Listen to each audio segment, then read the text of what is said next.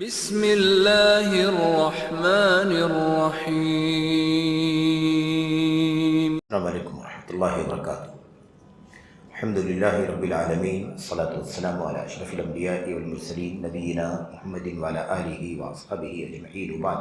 برادران اسلام، دیگر و ملی بھائیوں، نوجوان دوستوں، احباب اور بزرگوں، قابل احترام ماں و بہنوں، عزیز بچوں، کتاب التوحید کی جو سیریز دروس کی چل رہی ہے، اس سلسلے کی جو باتیں اس وقت ہمارے سامنے ہیں وہ یہ ہے کہ اللہ کے نبی علیہ السلام کی حدیثوں میں، بہت ساری حدیثوں میں اس سلسلے میں وعید آئی ہوئی ہے کہ اللہ تبارک و تعالیٰ کی عبادت کسی قبر کے پاس کرنا یہ شرک کا ذریعہ ہے، شرک کا راستہ کھلتا ہے اس سے۔ شیطان لعین وسوسوں میں مبتلا کرتا ہے، گمراہ کرتا ہے، ورغلاتا ہے، اور قبروں کے سلسلے میں غلو یہ انسان کو شرک کی طرف لے جانے کا سبب ہے۔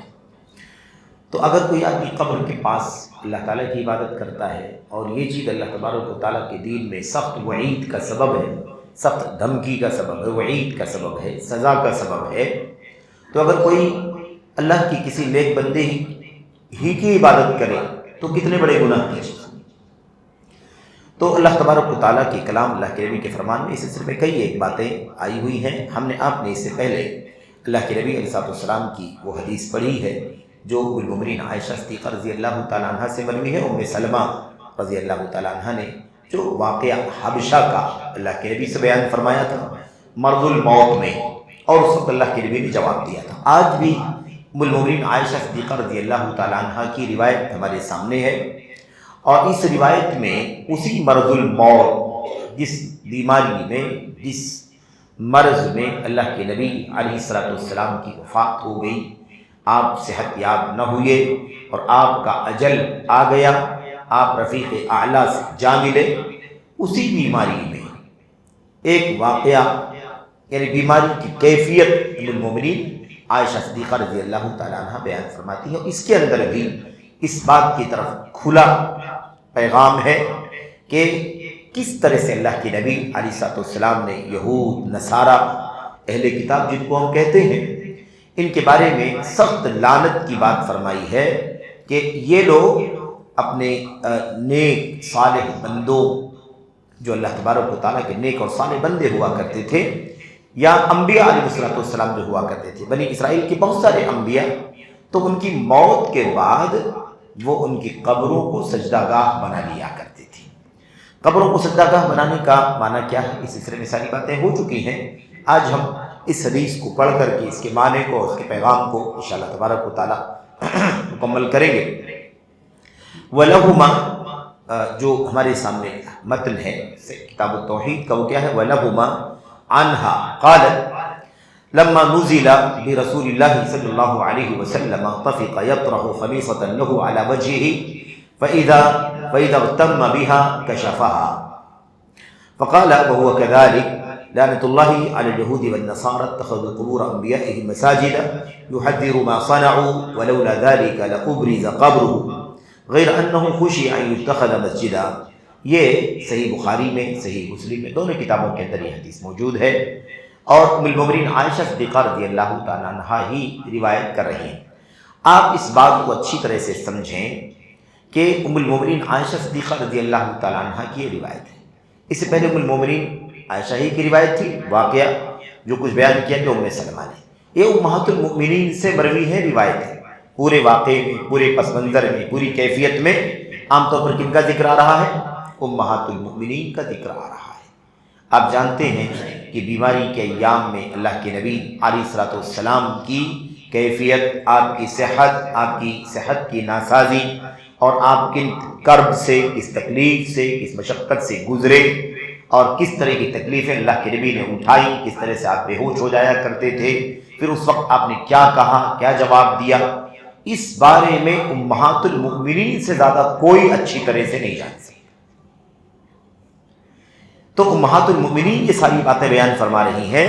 اس سے یہ بات سمجھ میں آتی ہے کہ یہ واقعات اور یہ کیفیت جو تھی مرض الموت کی، کس قدر سنگین کیفیت تھی، اور ایک ایک نقطے کو امہات المؤمنین نے امت کی خیرخواہی کے لیے، ہمدردی کے لیے تفصیل سے بیان فرمایا ہے۔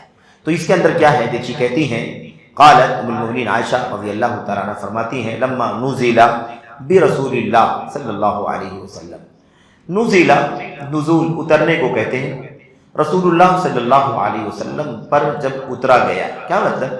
یعنی جب ملک الموت آیا، اللہ کے نبی علیہ السلام کے پاس جب ملک الموت آیا، یعنی ملک الموت آنے سے پہلے، وفات سے پہلے پہلے کی کیفیت کیا حالت تھی، ٹھیک ہے، یہ معنی ہے اس کا۔ تو لما نزل برسول اللہ صلی اللہ علیہ وسلم، جب اللہ کے نبی صلی اللہ علیہ وسلم کی وفات کا وقت قریب آیا اور ملک الموت آتا، اور بیماری کے ایام تھے، انہی ایام میں روح قبض ہونے سے پہلے، ملک الموت کے آنے سے پہلے یہ معاملہ، ملک الموت آتا، اس کا پتہ تو کسی کو نہیں کہ ملک الموت کب کس کے پاس آئے گا، لیکن یہ واقعہ کب بیان کر رہی ہے؟ وفات کے بعد جو کیفیت پیش آئی وہ بیان کر رہی ہے۔ اس لیے یہ تعبیر آتی ہے کہ جب ملک الموت اترا، جب آیا اللہ کے نبی صلی اللہ علیہ وسلم کے پاس، ورنہ ظاہر ہے کہ یہ بات پہلے تو نہیں بیان ہو سکتی ہے، بعد میں بیان ہو رہی ہے، تو یہ کیفیت کی ہے نا ترجمانی ہے، کیفیت کی وضاحت۔ طفق یطرح خمیصۃ لہ، خمیصہ چادر کو کہتے ہیں، اور عام طور پر اس چادر کو کہتے ہیں جس میں دھاریاں ہوتی ہیں، دھاری دار چادریں جو ہوتی ہیں انہی کو اسی کو دھاری دار چادر کو خمیصہ کہتے ہیں۔ خمیلہ ہوتا ہے، اس کو بھی چادر کہا جاتا ہے جس میں دھاری نہیں ہوتی ہے۔ بہرحال یہ عربی زبان کے الفاظ ہیں جو عرب کے لوگ استعمال کیا کرتے تھے۔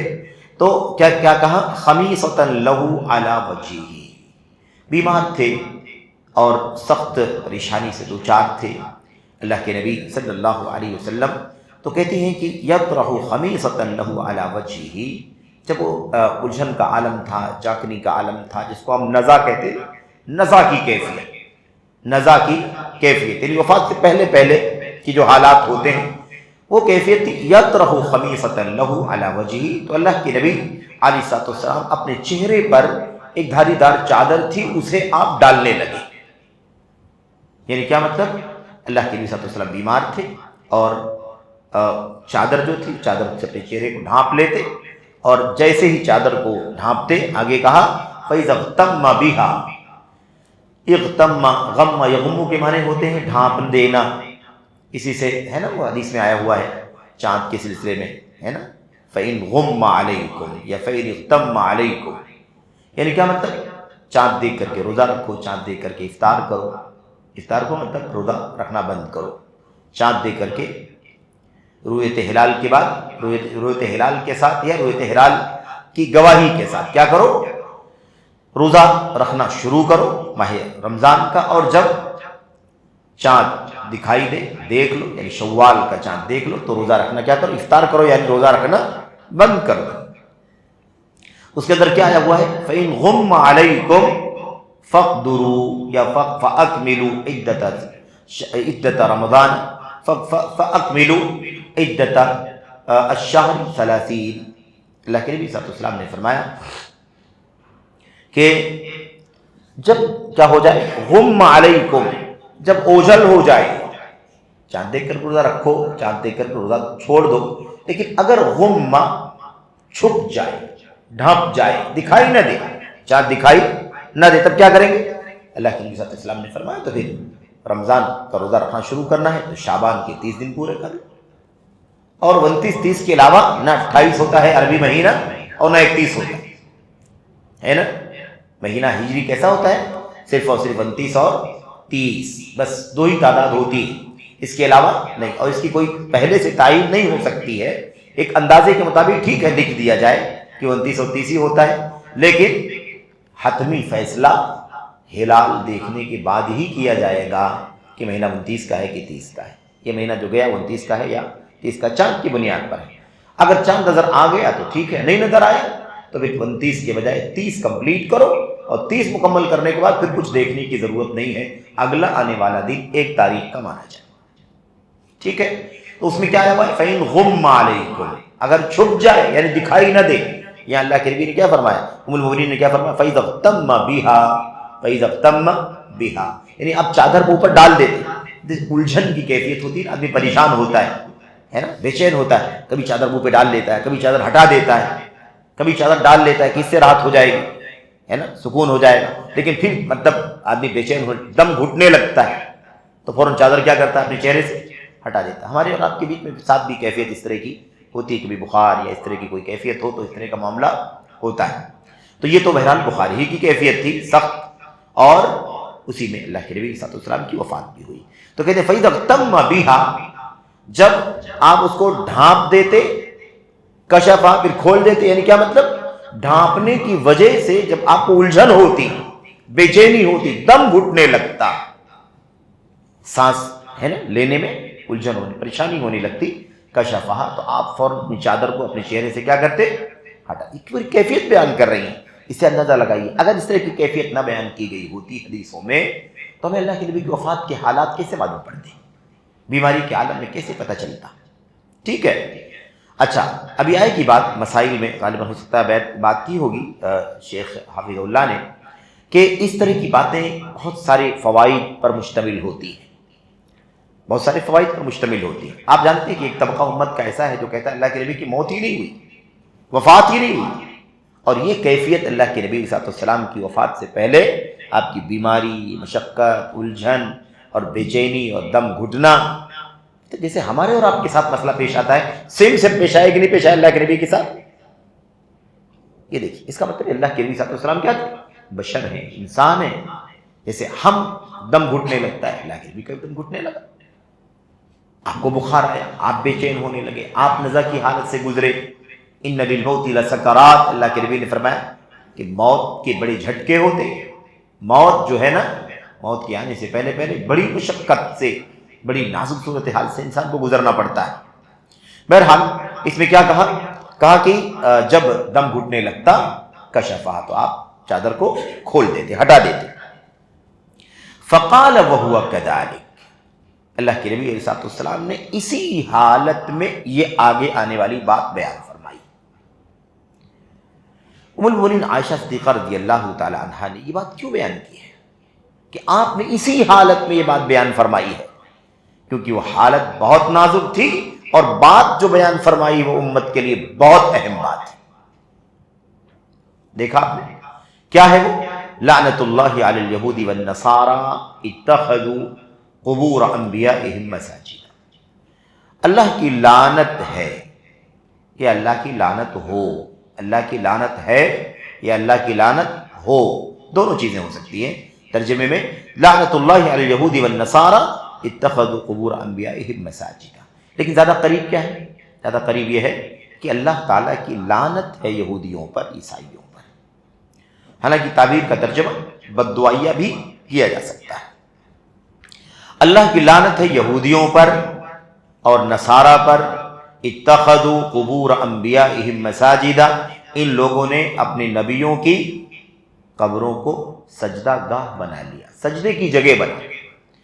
یہ جو مسجد کہتے ہیں، ہم بیٹھے ہوئے ہیں اللہ کے گھر میں، مسجد سجدے کی جگہ، جائے سجدہ، جس کو ہم جائے نماز کہتے ہیں، لوگ جا نماز کہتے ہیں، وہ اصل کیا ہے؟ جائے نماز، یعنی مصلی جس کو ہم کہتے ہیں، نماز کی جگہ۔ تو جائے سجدہ اصل معنی کیا ہے؟ مسجد کا جائے سجدہ، سجدے کی جگہ۔ بہرحال تو سجدے کی جگہ، یہ بھی سجدے کی جگہ ہے، یہاں ہم اللہ تعالیٰ کی عبادت کرتے ہیں۔ سجدہ کیوں کہا گیا؟ بھائی رکوع کی بھی جگہ ہے، یہ قیام کی بھی جگہ ہے، تشہد کی بھی جگہ ہے، قومے کی بھی جگہ ہے، لیکن یہ عربی زبان کا مطلب بہت بلند اسلوب ہے کہ جز بول کر کے کل مراد لیا جاتا ہے، یعنی ایک پوری چیز ہے، اس کا ایک حصہ بول کر کے پوری چیز مراد لی جاتی ہے۔ جیسے مثال پورا جسم ہے نا ہمارا، یہ اس کا سر بھی ہے، اس کے اندر چہرہ ہے، اس میں ہاتھ پیر ہے، سب کچھ ہے، لیکن صرف چہرہ کہہ کر کے پورے جسم کو مراد دے دیا۔ آئی بات سمجھ؟ یہ عربی زبان کی تعبیر ہے۔ خیر اور بھی زبانوں میں ایسا ہو سکتا ہے استعمال ہوتا ہو، تو یہاں پر سجدہ کہا، اور سجدہ کہہ کر کے کیا مراد ہے؟ اس سے مراد ہے پوری عبادت، چاہے وہ پورا ہے نا، پوری نماز پڑھی جا رہی ہو، یا صرف سجدہ کیا جا رہا ہو، رکوع کیا جا رہا ہو، بیٹھ کے دعا کی جا رہی ہو، یا بیٹھ کر کے کوئی فرض پڑھ رہا ہو، نفل پڑھ رہا ہو، حتیٰ کہ اس کے اندر قرآن کی تلاوت کرنا وغیرہ بھی کیا ہے؟ شامل ہے۔ تو مسجد بنا لیا، یعنی عبادت کی جگہ بنا لیا۔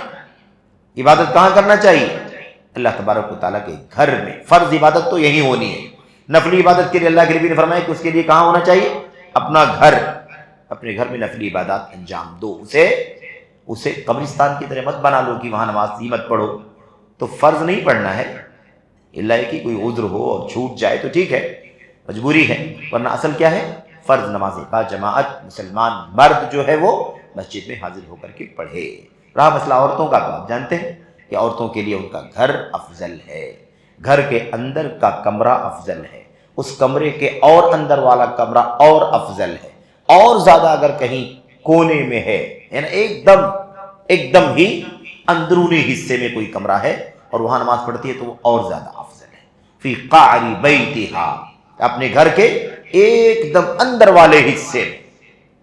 کوئی سوچ سکتا ہے کہ مطلب یہ کیا مطلب، اس میں کیا مسئلہ کیا ہے؟ مصلحت کیا ہے؟ مسئلہ جس میں کیا ہے؟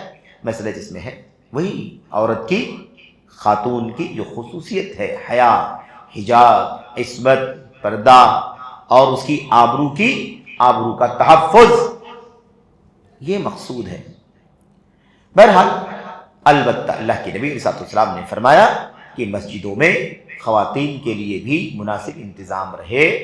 اگر رہنا چاہیے، اگر نہیں ہے تو ٹھیک ہے کیا جائے، لیکن اگر ہے انتظام اور آسانی کے ساتھ سیف راستہ ہے، کوئی خطرہ نہیں ہے، کوئی معاملہ نہیں ہے، اور گھر کی عورتیں اگر اجازت مانگتی ہیں کہ ہمیں مسجد میں نماز پڑھنے جانا ہے، تو گھر کے اولیاء کو، گارجینس کو اللہ کے نبی نے فرمایا منع مت کرو، انہیں اجازت دے دو کہ مسجد جائیں اور وہاں نماز پڑھ کر کے آئیں. تو مسجدوں میں عورتوں کا جانا یہ درست ہے، صحیح ہے، جائز ہے. اگر اجازت مانگتی ہیں تو انہیں اجازت ملنی چاہیے. اللہ ایک انتظام نہیں ہے یا راستہ سیف نہیں ہے اور کوئی مسئلہ ہے تو الگ بات ہے، ورنہ اصل یہ ہے لا تمنعوا اماء اللہ مساجد اللہ، اللہ کی بادیوں کو، اللہ کی مسجدوں سے مت روکو، اللہ کی بندیوں کو اللہ کی مسجدوں سے مت روکو. تو جب تم سے اجازت مانگے، اذا استأذن، جب وہ اجازت مانگے تم سے، تم کیا کرو؟ اجازت دے دو، جانے دو ان کو تاکہ وہ جائیں اور مسلمانوں کے ساتھ باجماعت نماز پڑھیں. جہاں ان کے لیے مناسب انتظام کیا ہے پردے کے ساتھ اور ہے نا طہارت اور تمام چیزوں کی فیسلٹی موجود ہے، وہاں اطمینان کے ساتھ وہ نماز جماعت کے ساتھ پڑھ سکتی ہے. تو اجازت، لیکن مردوں کے لیے تو باجماعت نماز پڑھنا فرض ہے، واجب ہے. فرض ہے، واجب ہے، اس میں کوئی فرق نہیں ہے. فرض اور واجب ہے نا، فرض اور واجب امت میں ایک ہی معنی میں ہے سوائے احناف بھائیوں کے. احناف علماء کے یہاں فرق ہے، وہ کہتے ہیں کہ فرض کا درجہ اونچا ہے واجب کے مقابلے میں. فرض اسے کہتے ہیں جو کتاب اللہ کی دلیلوں سے ثابت ہو، وجوب ثابت ہو، اور واجب اسے کہتے ہیں جو سنت کی دلیلوں سے. خیر ٹھیک ہے، ایک اصطلاح ہے ان کی، لیکن عام طور پر اور امت کے علماء کے ہیں کوئی فرق نہیں ہے. جو فرض واجب ہے، جو واجب ہے وہ فرض ہے، اسی کو لازم بھی کہتے ہیں، اسی کو حتم بھی کہتے ہیں. یہ سارے معنی، سارے الفاظ ایک ہی چیز کے لیے استعمال ہوتے ہیں. خیر خلاصہ کلام کیا ہے؟ مردوں کے لیے باجماعت نماز، مسلمان مردوں کے لیے باجماعت مسجد میں نماز پڑھنا واجب ہے، فرض. عورتوں کے لیے جیسا کہ بات آ گئی سوائے عیدین کی نماز میں اللہ کے نبی علیہ السلام نے باقاعدہ وجوب کے ساتھ، پوری تاکید کے ساتھ اللہ کے نبی نے فرمایا کہ عورتیں بھی مسجد جائیں. انہیں بھی مسجد میں، مطلب مسجد میں اگر عید کی نماز ہو رہی ہو تو، اگر اصل کیا ہے؟ اصل یہ ہے کہ عیدین کی نماز مسجد میں نہ ہو، کھلے میدان میں ہو، صحرا میں ہو، کھلے میدان میں ہو، جہاں بہت بڑی تعداد میں پوری آبادی مسلمانوں کی اکٹھا ہو کر کے سب سے بڑی دوسری اجتماعیت کے ساتھ نماز عیدین ادا کریں. یہ نبی علیہ السلام کی سنت ہے. اب اگر یہ چیز میسر نہ ہو، ممکن نہ ہو، کوئی کھلی ایسی جگہ نہ ہو کہ جہاں سے اکٹھا ہو، یا اور کوئی الجھن ہو کہ وہاں پر مطلب جانا مشکل ہے، دور ہے، اور کوئی چیز ہے، بارش کا مسئلہ ہے، یا اور کوئی اس طرح کی چیز ہو، عذر، تو ٹھیک ہے. ورنہ اصل کیا ہے میرے بھائیو؟ اصل یہ ہے کہ صلاۃ العیدین فی المصلی، عیدین کی نماز کھلے میدان میں عیدگاہ میں ادا کی جائے. یہ ہے. لیکن اگر ایسی کوئی آسانی نہ ہو، مشکل ہو، تو عیدین کی نماز مسجدوں میں پڑھی جا سکتی ہے. عیدین چاہے مصلی میں پڑھی جائے یا مسجدوں میں پڑھی جائے، عورتوں کے لیے انتظام مناسب ہونا چاہیے. اللہ کے نبی صلی اللہ علیہ وسلم نے فرمایا کہ عورتیں بھی عیدگاہ جائیں اور نماز پڑھیں مسلمانوں کے ساتھ. اگر ان کے ساتھ پاکی کا مسئلہ ہو تو انہیں چاہیے کہ تب بھی وہ جائیں، البتہ نماز تو نہیں پڑھ سکتی ہیں، اس لیے نماز نہ پڑھیں، جماعت میں شامل نہ ہو، لیکن الگ تھلگ رہ کر کے مسلمانوں کی دعاؤں میں شریک رہیں، تو یہ ہے اللہ کے نبی صلی اللہ علیہ وسلم کی تاکید۔ خیر یہ بات ایسے ہی بیچ میں آ گئی، مساجد کے حوالے سے یہ بات بیچ میں آ گئی۔ یہاں پر اصل مسئلہ کیا ہے؟ مسئلہ یہ ہے کہ نبی کریم صلی اللہ علیہ وسلم بیمار ہیں، مرض الموت میں ہیں، آپ کو گھٹن ہو رہی ہے، آپ کا دم گھٹ رہا ہے، کبھی آپ چادر چہرے پر ڈالتے ہیں، کبھی ہٹا دیتے ہیں، اور اس وقت اللہ کے نبی صلی اللہ علیہ وسلم یہ بات امت کو بتلا رہے ہیں، اللہ کی لعنت ہے یہودیوں پر اور عیسائیوں پر، اللہ کی لعنت ہے، یا اللہ کی لعنت ہو یہودیوں پر اور عیسائیوں پر۔ اگر خبر دے رہے ہیں اللہ کے نبی تب بھی بہت خطرناک ہے، اور اللہ کے نبی بد دعا کر رہے ہیں تب بھی بہت زیادہ خطرناک ہے، کیونکہ نبی کی زبان سے اگر خبر دے رہے ہیں کہ لعنت ہے ان کے اوپر، تو ملعون ہے یہ دونوں قومیں اس کام کی وجہ سے، اور اگر نہیں لعنت ہو رہی، اللہ کے نبی بد دعا کر رہے ہیں کہ لعنت ہو ان کے اوپر اللہ تبارک و تعالیٰ کی طرف سے، تو آپ بتائیے نبی کی بد دعا کتنی خطرناک ہے کہ نہیں؟ کتنی خطرناک ہے۔ تو اللہ کے نبی صلی اللہ علیہ وسلم نے فرمایا اللہ کی لعنت ہے یہودیوں پر، عیسائیوں پر، اتخذوا قبور، وجہ کیا ہے؟ ان لوگوں نے اپنے نبیوں کی قبروں کو عبادت گاہ بنا لیا، سجدہ گاہ بنا لیا۔ کوئی ذہن میں یہ چیز نہیں آنی چاہیے کہ صرف قبر والوں کے لیے، یا انبیاء جو دفن ہو گئے ہیں، یا اللہ کے اولیاء اور صالحین جو دفنا دیے گئے ہیں، ان کا صرف سجدہ ہی کرنا منع ہے، یہ معنی نہیں ہے اس کا معنی کیا ہے؟ عبادت گاہ بنا لیا، یعنی اب انہی کے قبروں کے اوپر یا قبروں سے متصل کوئی اسٹرکچر بنا کر کے، یا بغیر اسٹرکچر کے چٹائی بچھا کر کے، یا اور قالین بچھا کر کے وہاں پر جا کر کے نماز کا اہتمام، تلاوت کا اہتمام، دعاؤں کا اہتمام ہے نا، فرائض کا اہتمام، سنن کا اہتمام، اس طرح کا کوئی بھی کام اگر کیا جاتا ہے تو قبروں کو مسجد بنا لیا گیا، قبروں کو سجدہ گاہ بنا لیا گیا۔ یہ ہے اس حدیث کے اندر بات جو بیان کی جا رہی ہے۔ اب یہاں پر دیکھیں ام المومنین عائشہ صدیقہ رضی اللہ تعالیٰ عنہ نے مزید آگے بات بیان فرمائی، وہ کیا ہے؟ یہ بات اللہ کے نبی نے کیوں بیان فرمائی؟ کیوں؟ مقصد کیا تھا؟ بیماری کی حالت ہے، بخار کا اس قدر حملہ ہے کہ آپ کا جسم تپ رہا ہے، بخار سے تپ رہا ہے، اور روایتیں کئی ایک روایتیں، تفصیلی روایتیں ام المومنین عائشہ صدیقہ، ام المومنین ام سلمہ رضی اللہ تعالیٰ عنہ کی روایتوں میں آپ کو تفصیل ملے گی کہ اللہ کے نبی بے ہوش ہو جایا کرتے تھے، آپ کے اوپر پانی کا چھینٹا مارا جاتا تھا، آپ ہوش میں آتے تھے، اور آپ پوچھتے تھے اصل الناس اصل المسلمون، کیا مسلمانوں نے نماز پڑھ لی؟ کیا لوگوں نے نماز پڑھ لی؟ عشاء کی نماز مثال کے طور پر، مغرب کی نماز یا عشاء کی نماز، عام طور پر عشاء کی نماز، کیا لوگوں نے پڑھ لی؟ اتنا سوال کرتے، اور آپ کو جواب دیا جاتا، بتایا جاتا کہ اللہ کے نبی آپ کا انتظار کر رہے ہیں، مسلمان بیٹھے ہوئے ہیں مسجد کے اندر، نمازی آ چکے ہیں، بیٹھے ہوئے ہیں، آپ تشریف لائیں، امامت کرائیں، اس کا انتظار کر رہے ہیں۔ یہ جواب سننے سے پہلے اللہ کے نبی پھر بے ہوش ہو جایا، پھر تھوڑی دیر کے بعد پانی کا چھینٹا مارا جاتا، پھر آپ کو ہوش آتا، پھر وہی سوال اصل الناس، کیا لوگوں نے نماز پڑھ لی؟ تین مرتبہ، بلکہ اس سے بھی زیادہ روایتوں میں چیز آئی ہوئی ہے کہ آپ سوال، فکر کس کی ہے؟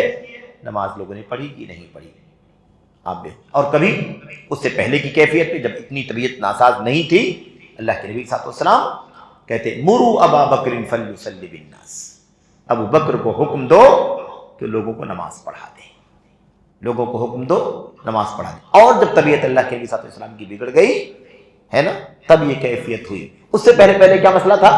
اس سے پہلے طبیعت ناساز ہے، لیکن اللہ کے نبی یحاذ بین رجلین، دو لوگوں کے کاندھے سے ٹیک لگا کر کے اللہ کے نبی صلی اللہ علیہ وسلم کو لایا جاتا۔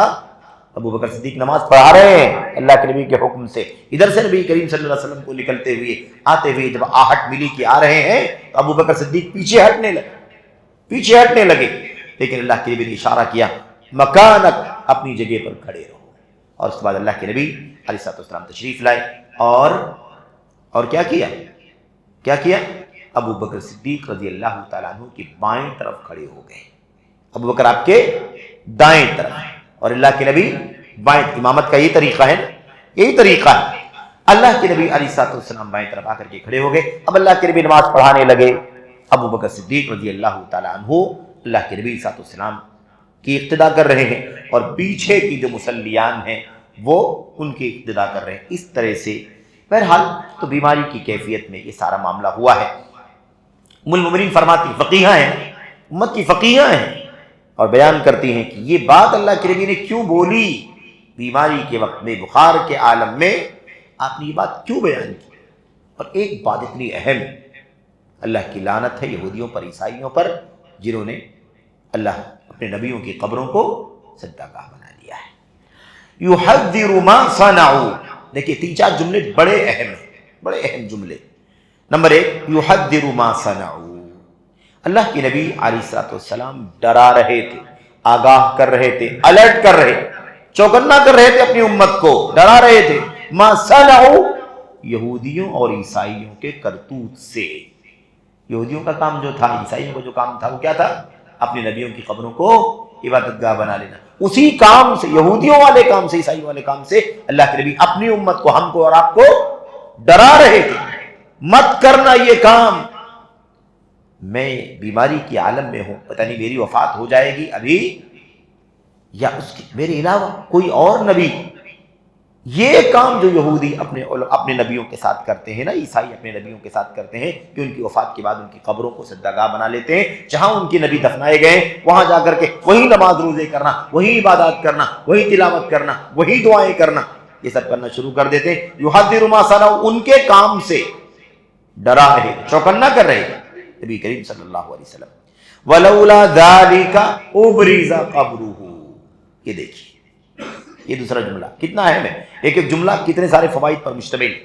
دوسرا جملہ کیا ہے؟ ولولا ذالک ابرز قبرہ، اگر یہ نہ ہوتا، اگر ایسا نہ ہوتا تو آپ کی قبر کو کھلا رکھا جاتا.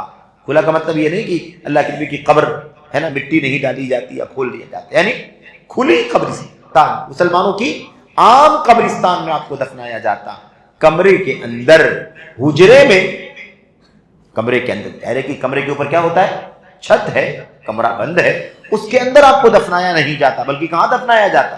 آپ کی قبر کو، آپ کی قبر وہاں بنائی جاتی جہاں عام مسلمانوں کی مدینے میں قبر ہے، یعنی بقیع میں آپ کو دفنایا جاتا، یا بقیع کے علاوہ اگر کہیں دفنایا جاتا تو بھی آپ کی قبر کسی کمرے میں، کسی حجرے میں نہیں رہتی، کھلی رہتی. اب لولا، اگر یہ نہ ہوتا، لولا ذالک، اگر یہ نہ ہوتا، کیا نہیں ہوتا؟ کیا؟ یہودیوں عیسائیوں کا یہ کرتوت کہ اپنے نبیوں کی قبروں کو سجدہ گاہ بنا لیتے ہیں اور اس پر نبی کریم صلی اللہ علیہ وسلم کی لعنت کا ذکر نہ ہوتا تو آپ کی قبر کو اوپن رکھا جاتا. دیکھا، یہ معنی ہے نبی کریم ام المؤمنین عائشہ صدیقہ رضی اللہ تعالیٰ عنہ کا. اگلا ایک جملہ دیکھیے اور وضاحت ہوتی ہے کہ غیر انہ خشیہ ان یتخذ مسجدا، لیکن ہوا یہ کہ ڈرا گیا، یا خشیہ، ڈرے نبی کریم صلی اللہ علیہ وسلم کو، خوف ہوا، ڈر ہوا، اندیشہ ہوا، ان یتخذ مسجدا، کہ آپ کی قبر کو بھی سجدہ گاہ بنا لیا جائے گا.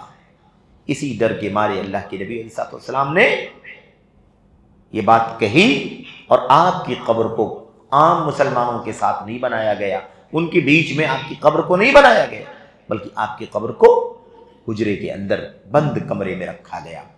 تو ام المؤمنین عائشہ صدیقہ رضی اللہ تعالیٰ عنہ کی روایت بڑی عظیم الشان ہے. اس میں دیکھیے جو باتیں تھیں تقریباً ہم لوگوں نے تو سرسری طور پر اس کا معنی پڑھ ہی لیا ہے. آگے جو خاص بات ہے وہ یہ ہے، نبی کریم صلی اللہ علیہ وسلم کی امت کے ساتھ ہمدردی، خیر خواہی ہے نا، محبت. میری امت کسی ایسے کام میں نہ پڑے اس کام میں یہودی پڑ گئے، عیسائی پڑ گئے، اور جہنم کا راستہ ہے، گناہوں کا راستہ ہے، معصیت کا راستہ ہے نا، عذاب کا راستہ ہے، شرک کی طرف لے جانے والا راستہ ہے. اللہ کے نبی اپنی امت کے سلسلے میں کس قدر فکر مند تھے.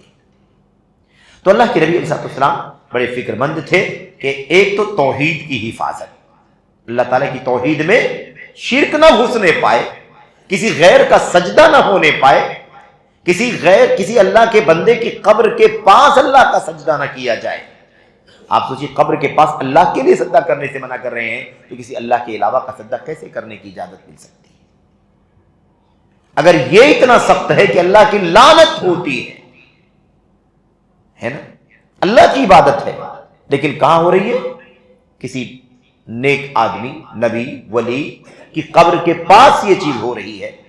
اللہ کے نبی اس پر لعنت فرما رہے ہیں، اللہ کی لعنت بیان کر رہے ہیں کہ اللہ تعالیٰ کی لعنت ہو، یہ بد دعا کر رہے ہیں۔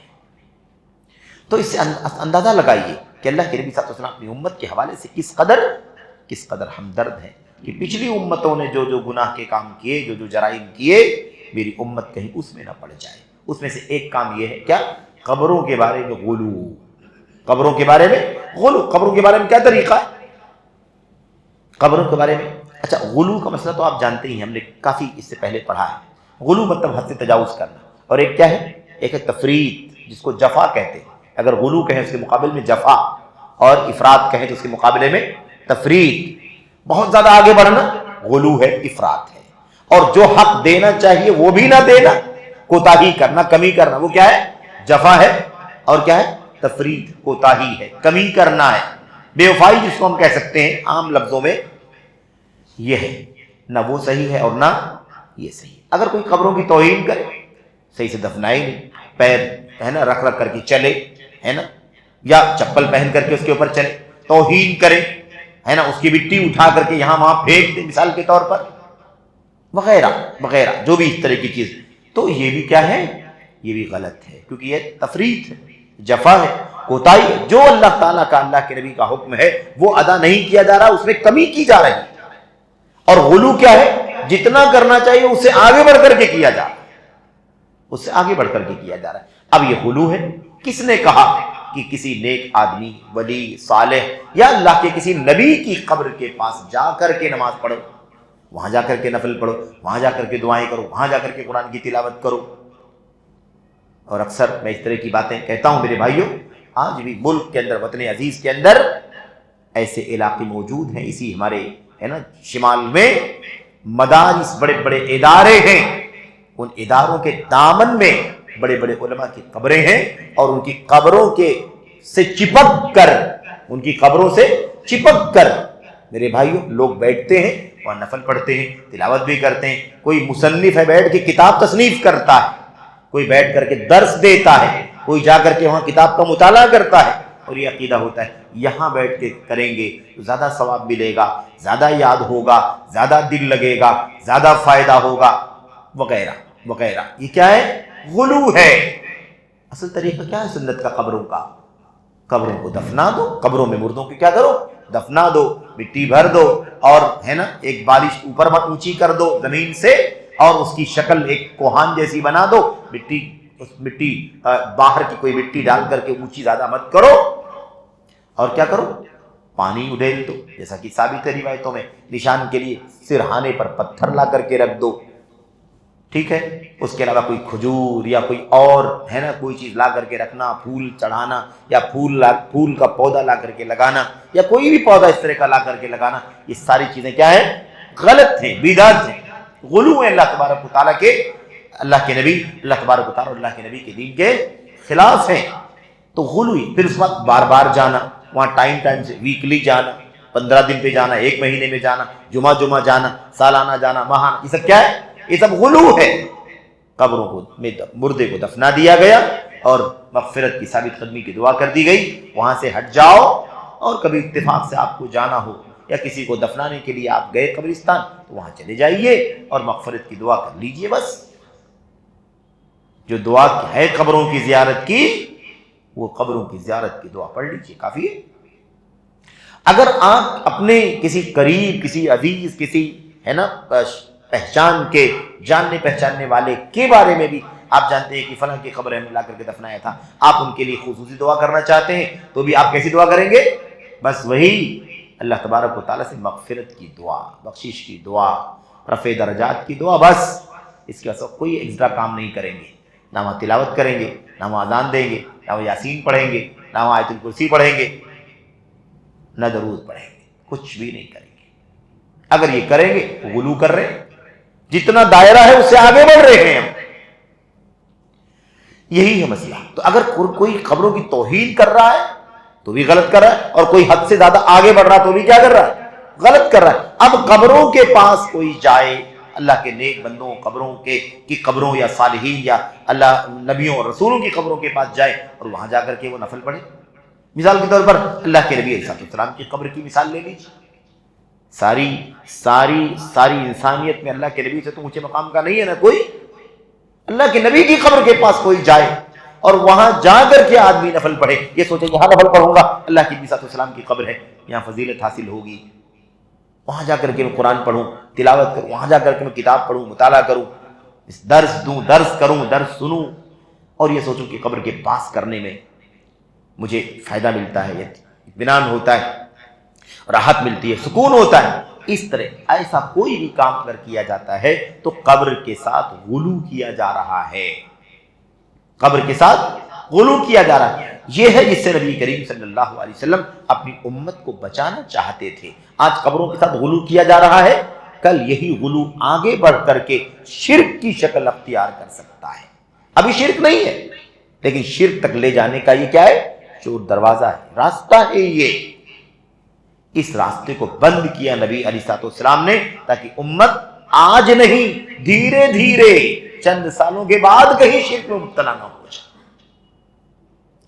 تو یہ ہے نبی کریم صلی اللہ علیہ وسلم کی امت کے ساتھ ہمدردی کا مسئلہ. اس لیے اللہ کے نبی صلی اللہ علیہ وسلم ڈرانے کے لیے تنبیہ, اور ام المؤمنین عائشہ صدیقہ رضی اللہ تعالیٰ نے بیان فرما دیا ہے کہ اللہ کے نبی نے یہ باتیں جو بیان فرمائی تھی, کیوں بیان فرمائی, کیا مقصد تھا, ہے نا, کیا پیغام دینا چاہتے ہیں, پوری کیفیت بیان ہو گئی ہے. خیر, حدیث میں جو باتیں آئی ہوئی ہیں ان باتوں کا سرسری طور پر یہاں کے فوائد لکھے ہوئے ہیں, ہم نے حالانکہ پڑھ لیا ہے لیکن سرسری طور پر ذرا ان 3-4 باتوں کو 5 باتوں کو ہم پڑھ لیتے ہیں دوبارہ. تو ہو گئی بات, اللہ تعالیٰ کی عبادت اللہ کے لیے خاص ہے, تو ٹھیک ہے, اللہ کے سوا کسی اور کی عبادت نہیں ہو سکتی, لیکن اللہ ہی کی عبادت کوئی کسی قبر کے پاس بھی نہیں کر سکتا. شرک نہیں ہے ابھی لیکن شرک تک لے جانے کا ذریعہ ہے. کئی باتیں اس حدیث سے معلوم پڑتی ہیں. پہلی بات یہ معلوم پڑتی ہے کہ نیک لوگوں کی, صالحین کی قبروں, انبیاء کی قبروں کو سجدہ گاہ بنا لینا, وہاں جا کر کے نمازیں پڑھنا, عبادت کرنا وغیرہ کیا ہے, یہ منع ہے, یہ منع ہے. چاہے مسجدیں باقاعدہ بنا لی جائیں یا باقاعدہ نہ بنائی گئی ہو, وہاں جا کر کے یہ کام عبادت کا کیا جا رہا ہو, قبر کے اوپر یہ کام کیا جا رہا ہو یا قبر کے دائیں بائیں کیا جا رہا ہو, آگے پیچھے کیا جا رہا ہو, اس سے لگ کر کے کیا جا رہا ہو, ان باتوں کا میں کوئی فرق نہیں ہے. ان تمام چیزوں کا نام کیا ہوگا, قبروں کو سجدہ گاہ بنا لینا, قبروں کو عبادت گاہ بنا لینا. اس لیے کہ یہ کیا ہے, شرک تک لے جانے کا وسیلہ ہے. دوسری بات اس حدیث سے جو معلوم پڑتی ہے وہ کیا ہے, نبی کریم صلی اللہ علیہ وسلم کا اہتمام, آپ بڑا اہتمام کرتے تھے توحید کے بارے میں. توحید کے بارے میں اللہ کے نبی کا اہتمام, توجہ, فکر مندی بے انتہا ہوا کرتی تھی. اور چونکہ ہم یہ کتاب توحیدی کی پڑھ رہے ہیں اس لیے وہ ابواب, وہ سارے اسباق جو ہے نا, سبق آگے دھیرے دھیرے سارے آ رہے ہیں. اب دیکھیے معمولی چیزیں بھی, اس سے بھی اللہ کے نبی صلی اللہ علیہ وسلم نے منع فرمایا ہے تاکہ توحید کے اندر کسی بھی طرح کی, ہے نا, ملاوٹ, خلل, کمی ہرگز داخل نہ ہونے پائے. تو اللہ کے نبی صلی اللہ علیہ وسلم نے یہ کیا ہے, اللہ کے رسول کا سخت توجہ, اہتمام, فکر مندی قبروں توحید کی حفاظت کے سلسلے میں, اور اپنی قبر کے بارے میں فکر کیا, ایسا نہ ہو کہ میری قبر کی تعظیم ہونے لگے. ظاہر سی بات, اگر کسی کی تعظیم ہو سکتی ہے رب ذوالجلال کے بعد اللہ کے بندوں میں, تو سب سے زیادہ عظمت والی ذات کون سی ہے, ہمارے اور آپ کے نبی محمد الرسول اللہ صلی اللہ علیہ وسلم کی ہے. لیکن آج کی قبر کی تعظیم کرنا شروع کریں گے تو اللہ کی عظمت, اللہ کے حق عبادت کو ٹھیس پہنچنے کا خطرہ ہے. اس لیے اللہ کے نبی نے فرما دیا. اسی لیے بعض لوگ قبر مبارک کہتے ہیں, یہ بھی صحیح نہیں ہے, اس سے بھی اعتراض کرنے کی ضرورت ہے. اللہ کے نبی کی قبر کو کیا کہتے ہیں, قبر مبارک. تو پھر برکت کا عقیدہ قبر کے ساتھ رکھنے کا کیا حکم ہے بھائی, برکت کا عقیدہ قبر کے ساتھ رکھنے کا کیا حکم ہے؟ اگر یہ بات کہی جائے, یہ بات ایسا استعمال کیا جائے, ایسی بات سوچی جائے, ایسا عقیدہ رکھا جائے کہ اللہ کے نبی صلی اللہ علیہ وسلم کی قبر مبارک بابرکت ہے, تو پھر سوال ہے کہ دلیل کیا ہے اس کی کہ اللہ کے نبی کی قبر کو بابرکت کہا جا سکتا ہے؟ اور اگر بابرکت ہے وہ, تو پھر برکت حاصل کرنے کا کام شروع ہوگا، ہے کہ نہیں؟ مٹی اٹھا اٹھا کے لوگ لے کر کے جا رہے ہیں بقیع سے۔ آج بھی لوگ کیا کرتے ہیں؟ اللہ کے نبی صلی اللہ علیہ وسلم کی قبر تو چونکہ محفوظ ہے نا، محفوظ ہے، حجر عائشہ میں محفوظ ہے، حجر عائشہ کے باہر 3 تکونی دیوار میں محفوظ ہے، پھر اس کے بعد پھر مزید ایک بڑے حجرے کے اندر محفوظ ہے۔ علامہ ابن القیم رحمۃ اللہ علیہ نے اپنی کتاب جس کو القصیدۃ النونیہ کہا جاتا ہے، القصیدۃ النونیہ یعنی شعر میں، اشعار میں عقیدہ آخرت کا، عقیدہ اہل سنت والجماعت کا ہے نا، عقیدہ مطلب تمام باتیں، حتیٰ کہ آخرت اور جنت اور جہنم اور حشر نشر ساری مسائل، اسی میں یہ مسئلہ بھی انہوں نے بیان فرمایا ہے۔ کیا؟ اللہ کے نبی علیہ الصلوۃ والسلام نے جو دعا فرمائی تھی، اے اللہ میری قبر کو پوجے جانے سے بچانا، اے اللہ میری قبر کو بت نہ بنا دینا کہ اس کی پوجا کی جائے، اللہم لا تجعل قبری وثنا یعبد، اے اللہ میری قبر کو بت نہ بنا دینا کہ اس کی پوجا کرنا شروع کر دیں، یعنی اپنی قبر کو اس حوالے سے کہ کوئی میری قبر کی اتنی تعظیم نہ کرے، غلو نہ کرے کہ لوگ اس کو پوجنا شروع کر دیں۔ تو ابن القیم رحمۃ اللہ علیہ فرماتے ہیں اسی سے آپ میں کہ اللہ تعالیٰ نے آپ کی دعا قبول فرما لی اور آپ کی قبر تک کوئی پہنچنے کی طاقت نہیں رکھتا۔ سیف ہے نا اللہ کے نبی کی قبر، کوئی غلو نہیں ہو پا رہا ہے، یعنی قبر تک کوئی نہیں پہنچ پا رہا ہے۔ ٹھیک ہے، باہر کی جالیاں لوگ پکڑ رہے ہیں، دیواریں پکڑ رہے ہیں، اور دور دور سے لوگ ہے نا ہاتھ اٹھا رہے ہیں، یہ تو غلط کر رہے ہیں، لیکن قبر تک پہنچنے کی کسی کے لیے امکان نہیں۔ تو اللہ امام ابن القیم رحمۃ اللہ علیہ فرماتے ہیں فاستجاب اللہ دعاء نبیہ وَأَحَاطَهُ فَأَحَاطَهُ بِثَلَاثَةِ جُدْرَانِ، اللہ کے نبی صلی اللہ علیہ وسلم کی دعا کو اللہ نے قبول فرما لیا اور آپ کی قبر کو اللہ نے 3 دیواروں سے گھیر دیا، 3 دیواروں سے گھیر۔ اس طرح سے اللہ تبارک و تعالیٰ نے، بہرحال اللہ کے نبی صلی اللہ علیہ وسلم فکر مند تھے توحید کی حفاظت کے سلسلے میں، اور اپنی قبر کی تعظیم نہ ہو جائے، لوگ ایسی تعظیم کرنا شروع نہ کر دیں میری قبر کی، کیونکہ اگر میری قبر کی تعظیم ہوگی تو شرک کرنا لوگ شروع کر دیں گے۔ میں نے آپ سے اس سے پہلے ذکر کیا تھا، ہمارے علماء نے بھی ذکر کیا، ذکر کرتے رہتے ہیں میرے بھائیوں کہ وہاں بھی آج بھی لوگ کوشش کرتے ہیں کہ کسی طرح ہے نا قالین کے نیچے کوئی دھاگا ڈال دیں، ہے نا۔ یہاں کہاں؟ اللہ کے نبی علیہ الصلوۃ والسلام کے گھر، آپ کا حجرہ اور منبر نبی کریم صلی اللہ علیہ وسلم کا، ان دونوں کے درمیان کی جگہ کیا ہے؟ روضۃ من ریاض الجنہ، جنت کے باغوں میں سے ایک باغ، اور وہاں نمازوں کی فضیلت ہے اور وہاں لوگ پہنچنا چاہتے ہیں۔ ٹھیک ہے، تو اب چونکہ کمرے سے جڑا ہوا ہے وہ حصہ، میرے گھر اور میرے ممبر کے بیچ کی جگہ، یہاں بھی بعض لوگوں نے کیا کیا ہے، مابین قبری و ممبری، میری قبر اور میرے ممبر کے بیچ میں، نہیں، ایسی کوئی صحیح روایت نہیں ہے۔ جو اصل روایت ہے وہ کیا ہے؟ مابین بیتی و ممبری، میرے گھر اور میرے ممبر کے بیچ میں جو جگہ ہے وہ جنت کے باغوں میں سے ایک باغ ہے۔ ظاہر بات ہے کہ قبر کہنا اور گھر کہنا دونوں میں فرق ہے کہ نہیں فرق؟ گھر اتنا بڑا ہے، قبر یہاں بیچ میں ہے، تو قبر کا تعلق کیوں، قبر کا نام کیوں لیا جائے؟ کوئی دلیل نہیں ہے اس کی۔ تو وہاں پر کیا کرتے ہیں لوگ؟ اگر نماز پڑھنے کے لیے وہاں روضے میں اگر موقع ملتا ہے، آج کل تو میرے بھائیو روضے کا لفظ کہاں استعمال ہو رہا ہے؟ اللہ کے نبی کی قبر کے لیے استعمال ہو رہا ہے۔ اللہ کے نبی کی قبر کو کیا کہتے ہیں لوگ؟ روضہ کہتے ہیں، روضے کی جالی، یعنی قبر نبی صلی اللہ علیہ وسلم کا جو حجرہ ہے اس کی جالی، اور روضہ اسے نہیں کہا جاتا۔ روضہ کسے کہتے ہیں؟ روضہ اللہ کے نبی کے گھر اور ممبر کے بیچ کی جگہ کو روضہ کہا جاتا ہے، یعنی جنت کے باغوں میں سے ایک باغ۔ بہرحال وہاں موقع پاتے ہیں لوگ تو ان کی قالینوں کے نیچے کوئی پرچی رکھ رہا ہے، کوئی خط لکھ کر کے اللہ کے نبی کے نام دے رہا ہے، پیچھے رکھ رہا ہے، کوئی دھاگا جالیوں میں، کھڑکیوں میں، یا جہاں ان کو موقع ملتا ہے وہاں دھاگے باندھ کر کے آتے ہیں۔ یہ ساری چیزیں وہاں پکڑی جاتی ہیں، پائی جاتی ہیں، جالیوں کے اندر ڈال دیتے ہیں بہت سارے کاغذات، خطوط، اپنی حاجات، اپنی مرادوں کا سوال، اپنی فریادیں لے جا کر کے لوگ کیا کرتے ہیں؟ ڈال دیتے ہیں۔ یہ بھی عقیدہ، آج بھی لوگ اس طرح کا عقیدہ رکھتے ہیں۔ آپ سوچئے اللہ کے نبی علیہ الصلوۃ والسلام کس قدر فکر مند تھے، اگر اللہ کے نبی کی قبر کھلی ہوئی ہوتی تو کیا حال کرتے لوگ؟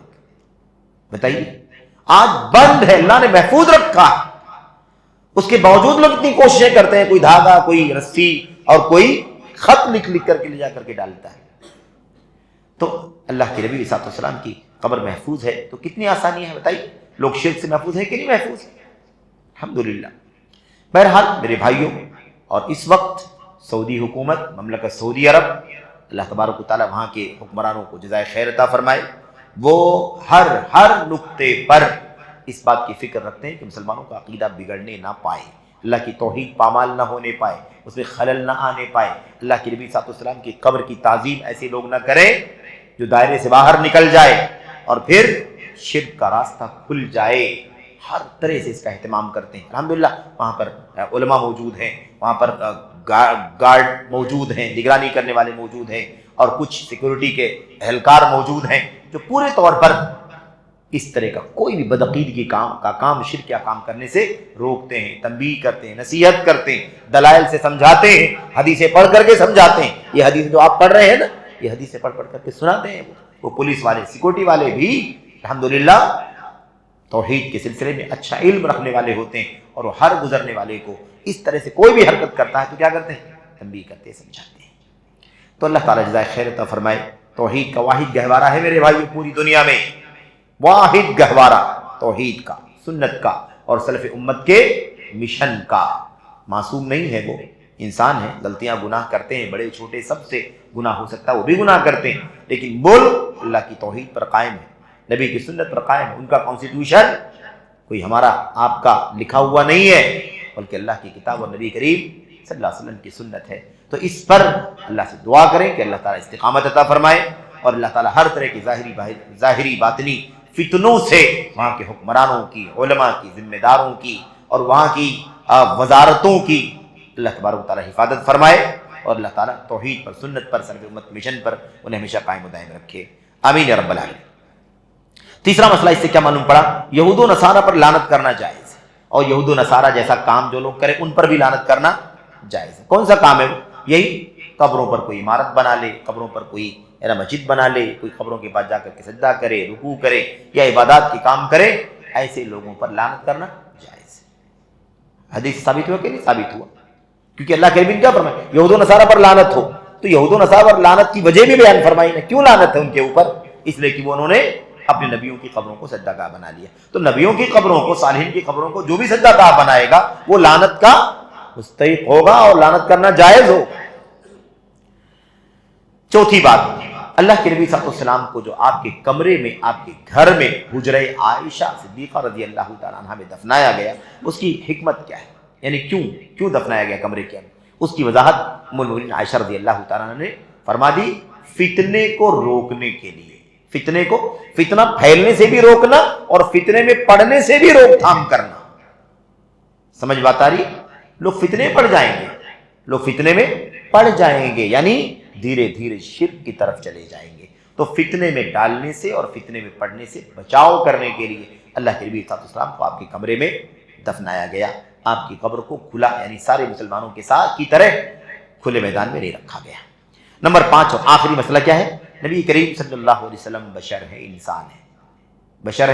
انسان ہے.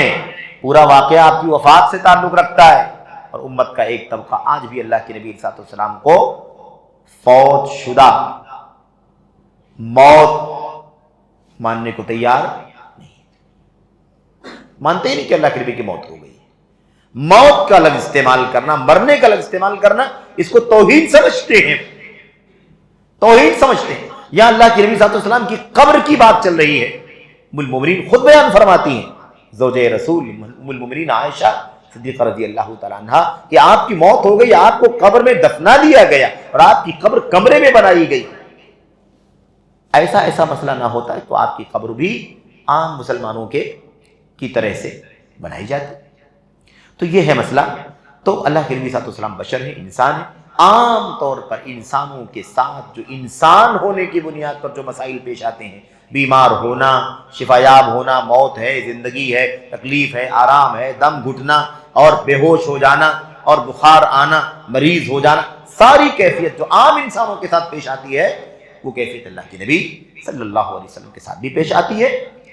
تو اس میں کوئی قباحت کی بات نہیں ہے، اسے اللہ کے نبی کی شان کوئی گھٹتی نہیں ہے.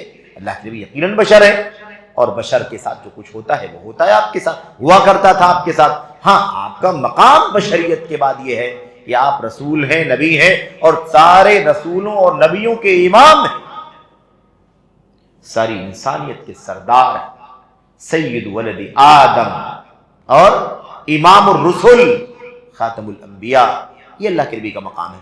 لیکن ہے انسان، انسانیت سے باہر اللہ کے نبی کو نہیں نکالا جا سکتا، اور یہ نکالنے کا مطلب یہ ہے کہ نہ جانے کتنے اللہ کے کلام کی آیتیں، اللہ کے نبی صلی اللہ علیہ وسلم کی نہ جانے کتنی حدیثیں، اور امت کے اجماعی عقیدے کے خلاف یہ گمراہی کا عقیدہ ہوگا۔